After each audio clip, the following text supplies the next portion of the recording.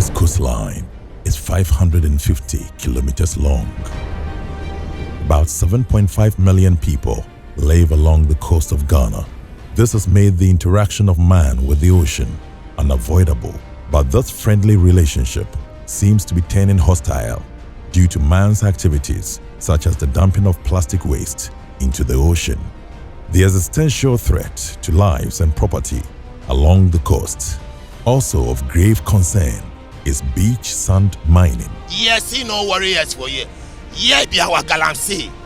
Yes, our rare Accra Galamsey for you. Interestingly, some people living along the coast are now seeing sand as their Galamsey or sand winning as their Galamsey, which is very unfortunate. In this documentary, we explore how the illegal practice of sand mining is worsening the existential threat of climate change and rising sea levels.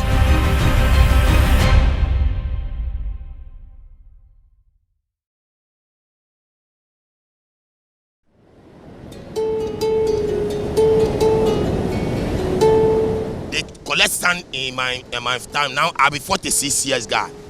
I was born 1976, 12 February. I'm from Jamestown, British Accra. I know many things in Accra. The time I start beach camp, that I was 6 years. People they collect sand. They collect sand, I grow, see the sand, no, the sand be Gary, government leave us for us. It's a crime, it's criminal.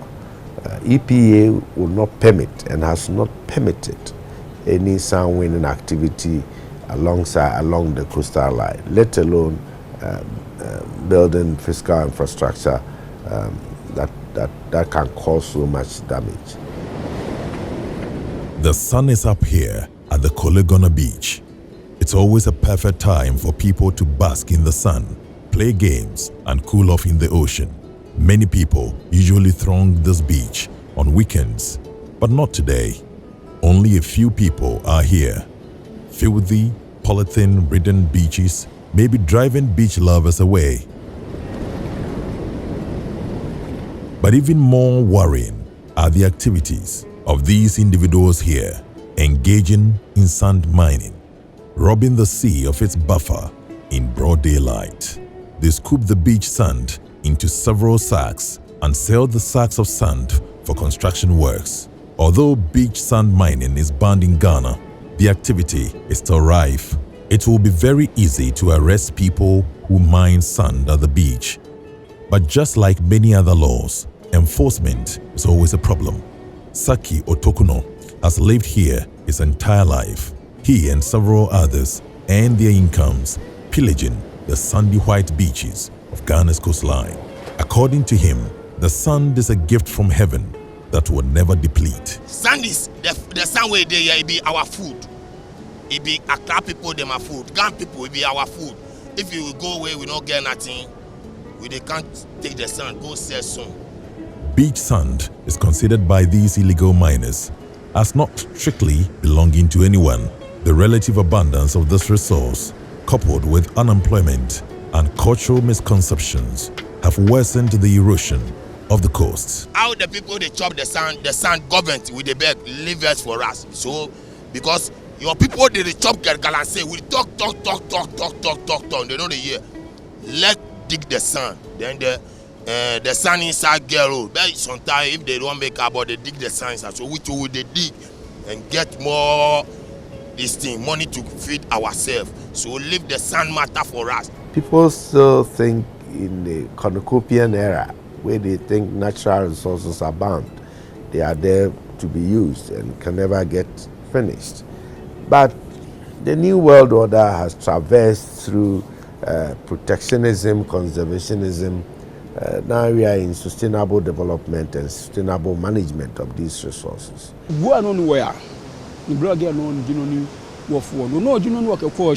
Jonah is a fisherman here at Colegona, but he occasionally collects sand for sale. To earn some more money, he mines beach sand and makes cement blocks for sale. Jonah claims many buildings around Colegona and its environs were built using the sea sand. He downplays the impact of their illegal activities on the coastline.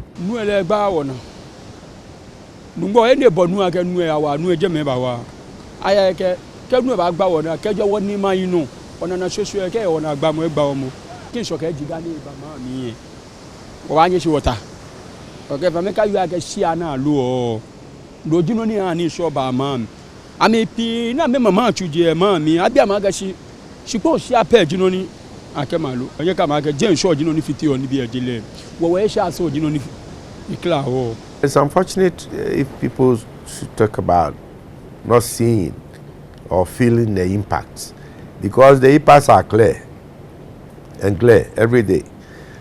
There are damages and loss of lives and properties when the tidal waves occur. You remember Keta, very bad experience. So the effects are there, clear and glare for people to see. Close to the site where these illegal sand miners operate, the cliff base is badly exposed to wave attacks. Bedrocks are visible, making it dangerous for swimming. The natural defense system to counter the sea waves is disturbed as a result of sand mining. Although the people insist the sand replenishes itself, experts say once the sand is collected, it cannot be restored. Professor Kwesi Apienin Ado is the director of the Institute for Environment and Sanitation Studies at the University of Ghana. Sand winning is a major problem because you can't imagine a coastal area without sand. Sand is a major part of the entire coastal systems, and the ocean thrives on sand. What I mean is that you have the sand which comes and the sand being carried away. So sand comes into the system, and sand is carried away from the system. So the moment you have a system and you have more sand moving into the system compared to sand being carried away from the system, then you have surplus sand that helps to build your beach. If you have sand entering the system being equal to sand moving away from the system, then you also have a healthy system in that what comes in is equal to what goes out. Beach sand maintains a balanced sediment budget and acts as a buffer for the cliff base. Even though coastal erosion is unavoidable and its impact can be very devastating, man's activities have exacerbated the negative impact, forcing the sea to eat up the coastline. The situation whereby you have less sand coming to the system compared to sand moving away from the system, then you have more sand moving from the system that results in a deficit in the system, and that can enhance coastal erosion. So you realize that we have what we call sediment budget.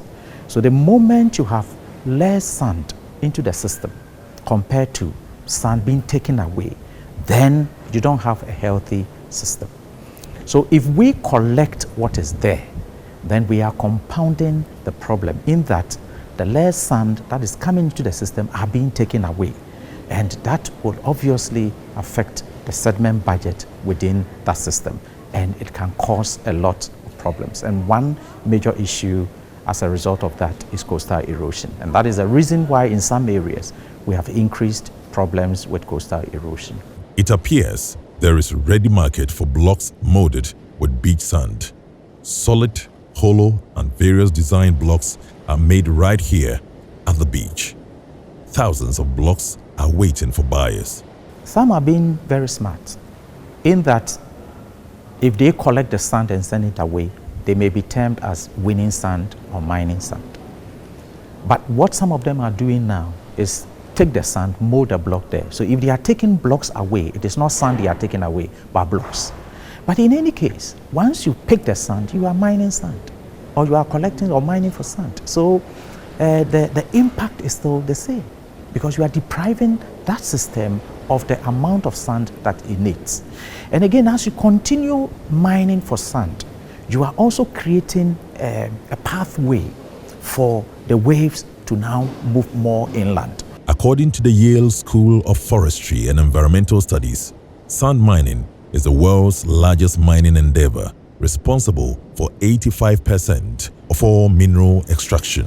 It is also the least regulated and quite possibly the most corrupt and environmentally destructive. The executive director of the Environmental Protection Agency, Dr. Henry Kokofu, underscores the importance of the coastline. The subject matter, which is the coastal line, is part and parcel of the natural estate, the ecosystems that we're talking about.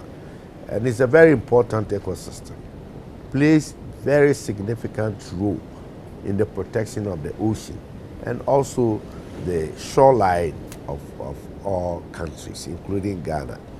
And if you do not have coastal protection, it means you one day wake up and then the tidal waves of the ever-rising sea level would wash away settlements and cause enough havoc. Established by Act 490, the EPA is by law the state institution handed the responsibility of regulating, protecting, and improving the environment.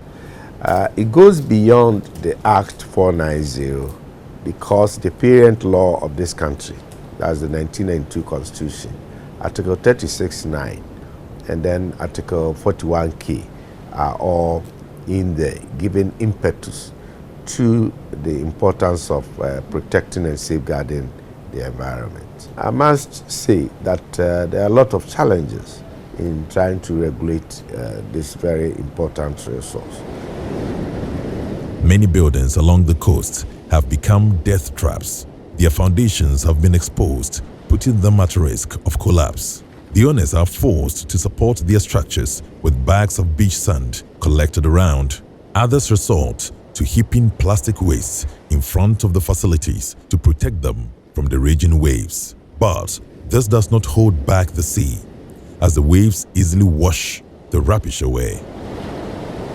Some developers appear audacious and are building on the beach using the very sand sediment that limits the sea from land invasion. That's absolutely unnecessary. Why would you want to do that?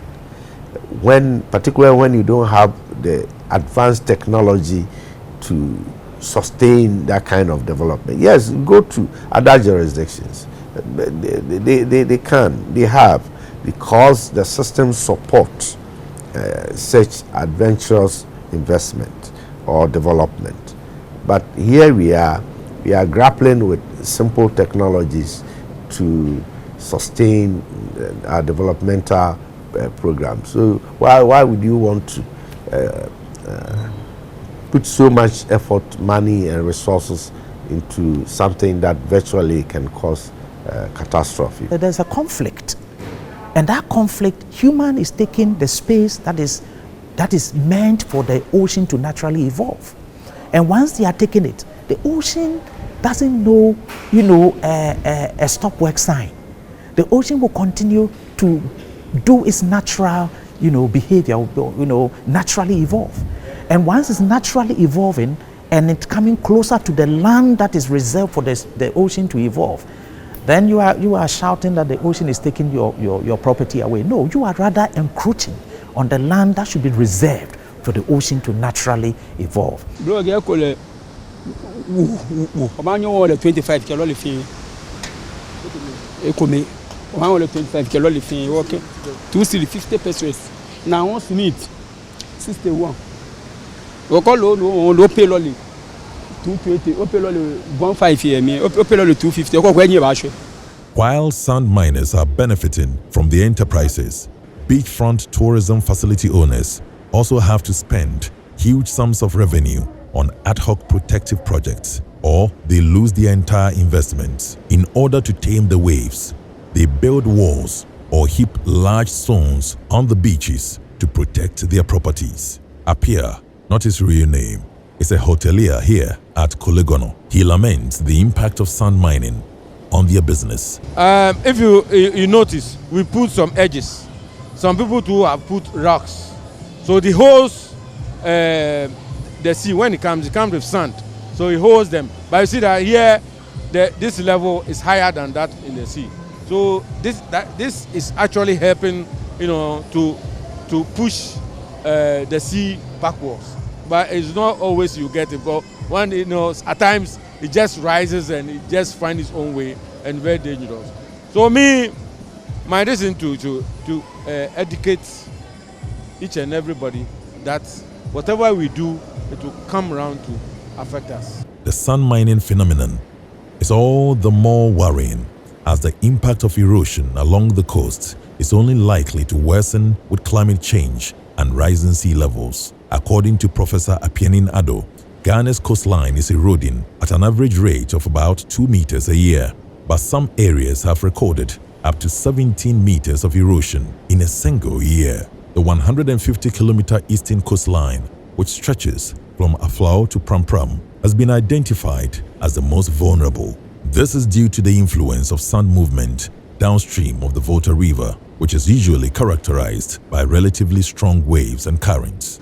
How that people do, they sell Akotia people, they sell the diamond things for the river inside, where we they sell the sand, then too they sell the timber and things, Obuasi, Yakari Chrome, Biposu, Puano.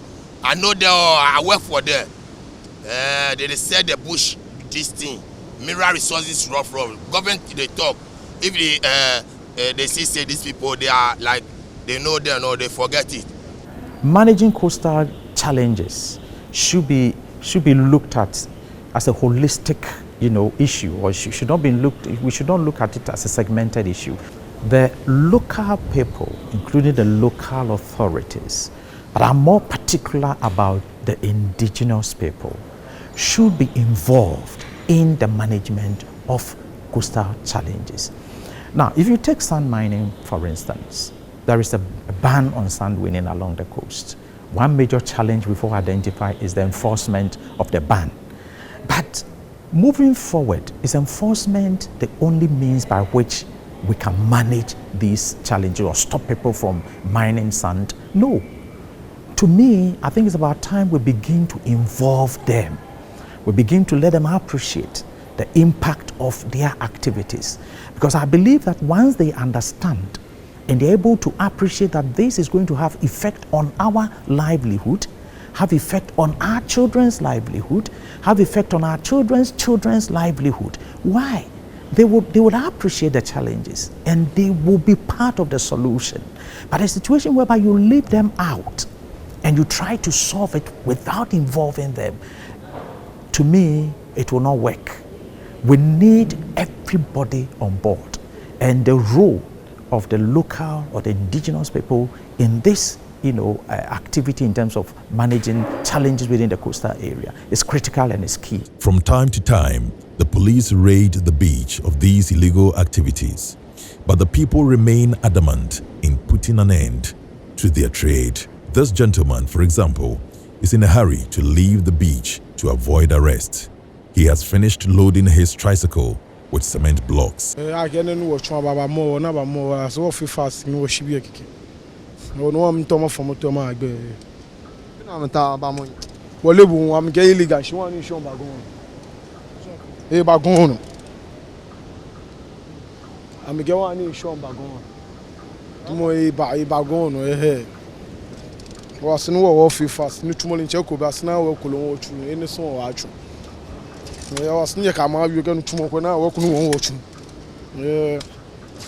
think they are the community members, and this is a resource for them to be commercialized. But the environmental cost is far, far greater than whatever you realize by commercializing the sand winning at the coast. So we have got to use the full force of the law to clamp them down, the activity down. We cannot look on. In 2015, the government constructed a sea defense structure along the Klefe-Gbegbeise coastline to fight erosion. Prior to its construction, the densely populated fishing communities were hit by tidal waves and floods. While their troubles looked resolved, the problem seems to have been transferred to adjoining communities. Shiabu, a few minutes drive from Kolegono, is one of the hardest hit coastal communities in Accra. Hundreds of homes have been swallowed by the troubled sea, forcing many to flee. Amma has lived here with her family for 2 years. Her house is less than 50 meters from the sea. She's always lost in her own thoughts of safety. She's worried about the waves breaking down her house and killing her and her 7-month-old baby.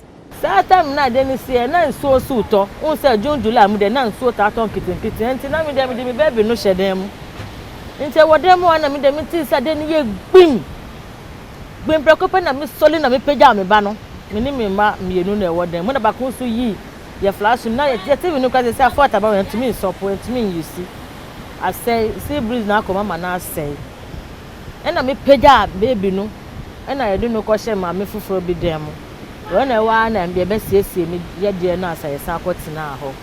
And they said, I'm young, she me not skank, I met to Africa.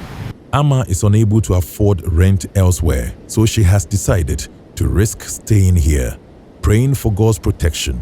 But even in the glare of disaster, individuals still mind sand here. I feel rough on the Muka say, Mamma, and yes, I'm Puno. I bet no muda moon the door, Mudam, 9 punim brand, but 3 hour hana. No money or Muku super.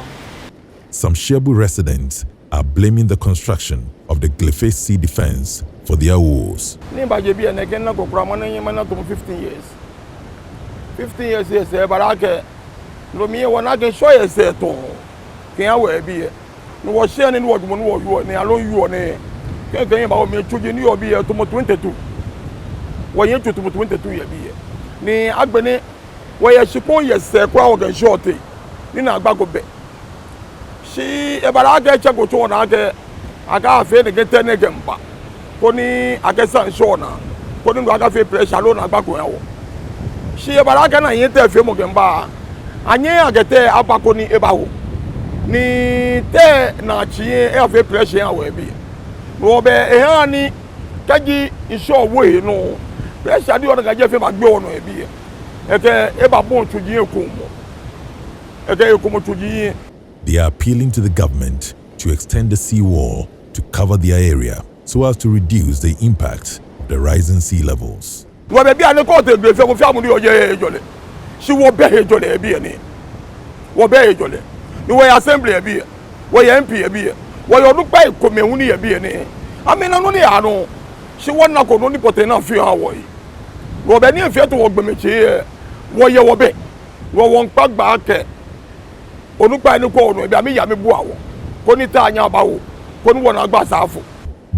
is sea defense the ideal solution to the impact of coastal erosion? I've always been saying that sea defense is not the right approach in managing coastal, challenges, especially coastal erosion, because sea defense is basically fighting erosion, and you can't use an artificial means to fight a natural system. So for you to be able to fight a natural system, you must develop a natural means to fight the natural system. Artificial means can never and has never been the solution in fighting a natural system. So sea defense are always not a solution. Basically what we do with sea defense is that we either prevent the ocean from taking sediment away, or we block sediment within the transport path, the sediment transport path. We block and trap sediment so that we build beaches within where erosion is a problem. But in blocking sediment, you are depriving other areas of sediment. So basically what you've done is that you've transferred the problem from one location to the other. And that is why in some areas you realize that in Keta, for instance, sea defense is doing very well, but downdrift erosion has increased. Why? Because the volume of sediment that would have gone to build the beaches and gone to, create a balance in the sediment budget regime are now being blocked and trapped. So the reduced sediment will definitely have an impact. And these are some of the reasons why the downdrift side begin to erode if they are not eroding, or you have an enhanced erosion if they're already eroding. So to me, sea defense using hard engineering approach has never been a solution. We should now begin to think about managing with nature, and that is nature-based solution.